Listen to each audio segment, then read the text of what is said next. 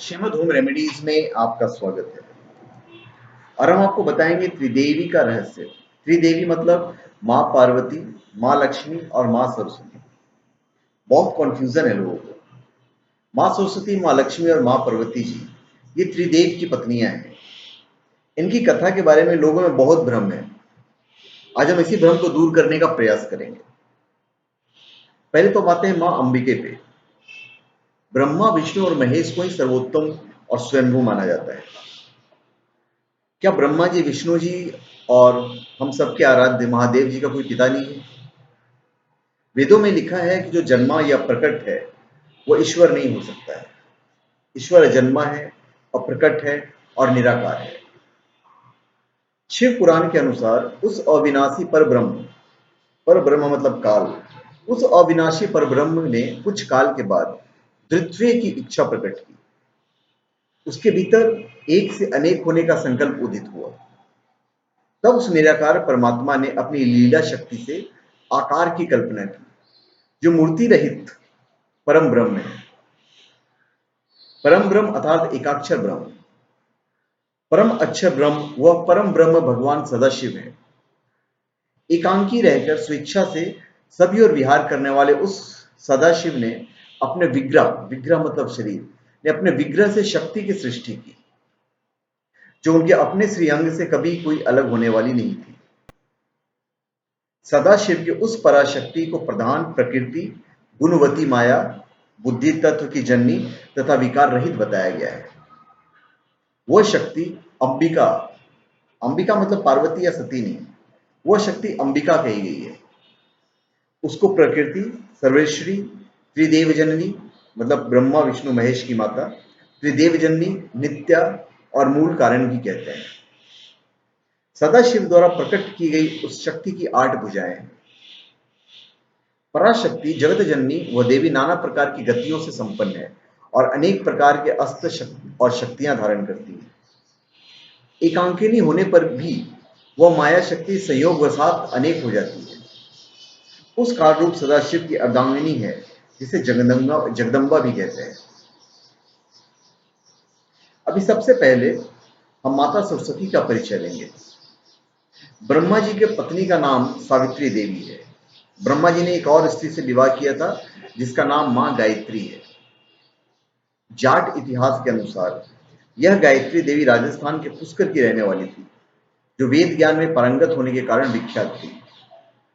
पुष्कर में ब्रह्मा जी को यज्ञ करना था और उस वक्त उनकी पत्नी सावित्री उनके साथ नहीं थी, तो उन्होंने गायत्री से विवाह कर यज्ञ संपन्न किया।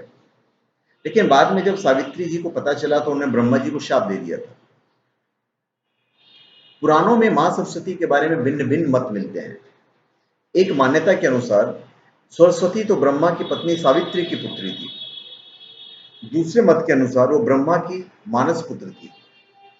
ब्रह्मा ने उन्हें अपने मुख से प्रकट किया था।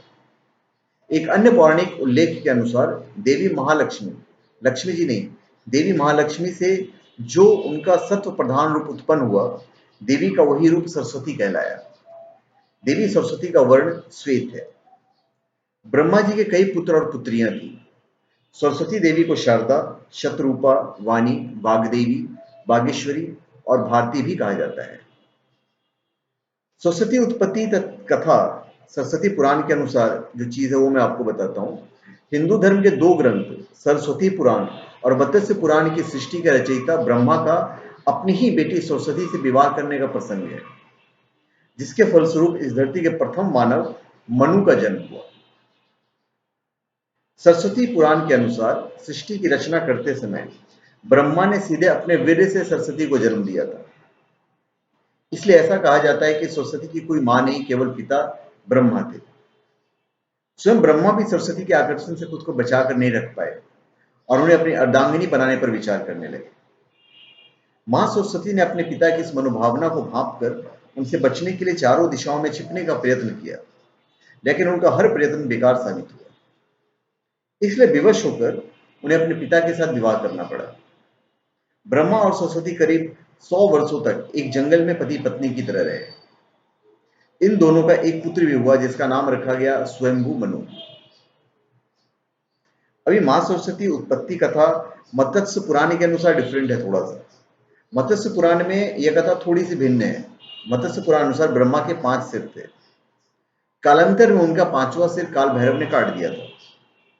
कहा जाता है कि जब ब्रह्मा ने सृष्टि की रचना की तो इस समस्त ब्रह्मांड में अकेले थे। ऐसे में उन्होंने अपने मुख से सरस्वती, सांध्य और ब्राह्मी को उत्पन्न किया। ब्रह्मा अपनी ही बताई हुई रचना सरस्वती के प्रति आकर्षित होने लगे और लगातार उन पर अपनी दृष्टि डाले रखते थे। ब्रह्मा की दृष्टि से बचने के लिए सरस्वती चारों दिशाओं में छिपती रही, लेकिन वो उनसे नहीं बच पाई। इसलिए सरस्वती आकाश में जाकर छिप गई। लेकिन अपने 5वें सिर से ब्रह्मा ने उन्हें आकाश में भी खोज निकाला और उनसे सृष्टि की रचना में सहयोग करने का निवेदन किया।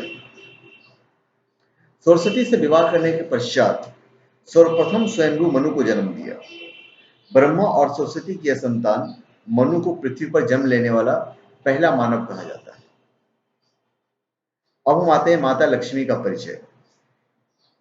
ऋषि भृगु की पुत्री माता लक्ष्मी थी। उनकी माता का नाम ख्याति था। समुद्र मंथन के बाद क्षीर सागर से जो लक्ष्मी उत्पन्न हुई थी उसका इनसे कोई संबंध नहीं है। हालांकि उन महालक्ष्मी ने स्वयं ही विष्णु को वर लिया था। महर्षि भृगु विष्णु के ससुर और शिव के साढ़ू थे। महर्षि भृगु को भी सप्त ऋषियों में स्थान मिला है। राजा दक्ष के भाई भृगु ऋषि थे। इसका मतलब राजा दक्ष की वो भतीजी थी। माता लक्ष्मी के 2 भाई दाता और विधाता थे। भगवान शिव की पहली पत्नी माता सती उनकी मतलब लक्ष्मी जी की सौतेली बहन थी। सती राजा दक्ष की पुत्री थी। माता लक्ष्मी के 18 पुत्रों में से 4 पुत्रों के नाम प्रमुख हैं: आनंद, कर्दम, श्रित, चिकलित। माता लक्ष्मी को दक्षिण भारत में श्री देवी कहा जाता है। अभी लक्ष्मी विष्णु विवाह का भी कथा है। जब लक्ष्मी जी बड़ी हुई तो भगवान नारायण के गुण प्रभाव का वर्णन सुनकर उनमें ही अनुरक्त हो गई और उनको पाने के लिए तपस्या करने लगी। उसी तरह जिस तरह पार्वती जी ने शिव जी को पाने के लिए तपस्या की थी, वे समुद्र तट पर घोर तपस्या करने लगी। तदंतर लक्ष्मी जी की इच्छा अनुसार भगवान विष्णु ने उन्हें पत्नी रूप में स्वीकार किया। फिर एक लक्ष्मी जी निकली थी समुद्र मंथन से। समुद्र मंथन से उत्पन्न मां लक्ष्मी को मां कमला कहते हैं, जो 10 महाविद्याओं में से अंतिम महाविद्या है। देवी कमला जगत पालन करता भगवान विष्णु की पत्नी है। देवताओं तथा दानवों ने मिलकर अधिक संपन्न होने हेतु समुद्र का मंथन किया।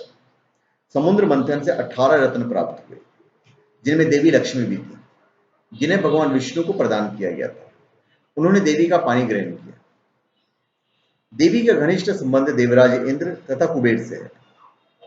इंद्र देवताओं तथा स्वर्ग के राजा हैं तथा कुबेर देवताओं के खजाने के रक्षक के पद पर आसीन है। देवी लक्ष्मी ही इंद्र तथा कुबेर को इस प्रकार का वैभव और राजसी सत्ता प्रदान करती है। अब हम आते हैं माता पार्वती के ऊपर। माता पार्वती शिव जी की दूसरी पत्नी थी। शिव जी की तीसरी पत्नी उमा और चौथी काली थी। पार्वती माता अपने पिछले जन्म में सती थी। सती माता के ही 51 शक्तिपीठ है। माता सती के ही 2 रूप हैं, जिसे 10 महाविद्या कहा जाता है: मां काली, मां तारा, मां छिन्नमस्तके, मां षोडशी, मां भुवनेश्वरी, मां त्रिपुर भैरवी, मां धूमावती, मां बगलामुखी, मां मातंगी और मां कमला। पुराणों में इनके संबंध में भिन्न भिन्न कहानियां मिलती हैं। दरअसल ये सभी देवियों की कहानियां पुराणों में अलग अलग मिलती हैं। देवी मां पार्वती के पिता का नाम हिमवान और माता का नाम रानी मैनावती था। माता पार्वती की एक बहन का नाम था गंगा। इसे महाभारत काल में शांतनु से विवाह किया था और जिनके नाम पर ही एक नदी का नाम गंगा है। माता पार्वती को ही गौरी, महागौरी, पहाड़ों वाली और शेरावाली कहा जाता है। अंबे और दुर्गा का चित्रण पुराणों में भिन्न मिलता है। अंबे या दुर्गा को सृष्टि की आदि शक्ति माना गया है, जो सदाशिव की अर्धांगिनी है। माता पार्वती को भी दुर्गा स्वरूप माना गया है, लेकिन वे दुर्गा नहीं है। नवरात्रि का त्यौहार माता पार्वती के लिए ही मनाया जाता है। माता पार्वती के 9 रूप हैं: मां शैलपुत्री, मां ब्रह्मचारिणी, मां चंद्रघंटा, माँ कुष्मांडा, माँ स्कंद माता, माँ कात्यायनी, माँ कालरात्रि, माँ महागौरी और माँ सिद्धिदात्री। माता पार्वती के 6 पुत्रों में से 2 प्रमुख पुत्र हैं, गणेश और कार्तिकेय। भगवान गणेश जी के कई नाम हैं और उसी तरह कार्तिकेय जी को स्कंद भी कहा जाता है। इनके नाम पर एक पुराण भी है। इसके अलावा उन्होंने हेती और प्रहेती कुल के एक अनाथ बालक सुकेश को भी पाला था। सुकेश से ही राक्षस जाति का विकास हुआ था। इसके अलावा उन्होंने भूमा को भी पाल रखा था, जो शिव जी के पसीने से उत्पन्न हुआ था।